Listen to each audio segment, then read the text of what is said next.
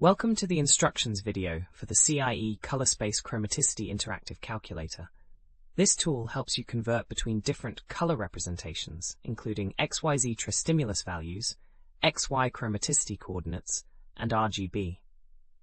It's essential for anyone working in display technology, lighting design, or color science. To use this calculator, start by entering your XYZ tristimulus values in the input fields. For our example, we'll enter x equals 0.4124, y equals 0.3576, and z equals 0.1805, which represents a standard D65 white point. The calculator will compute the chromaticity coordinates x and y using the standard CIE formulas. You can also input xy coordinates directly to find corresponding xyz values, or convert between xyz and RGB color spaces. The interactive chromaticity diagram shows where your color falls on the CIE 1931 color space, displaying the dominant wavelength and color purity values that describe the spectral characteristics of your color. We have thousands of other free engineering calculators on our website.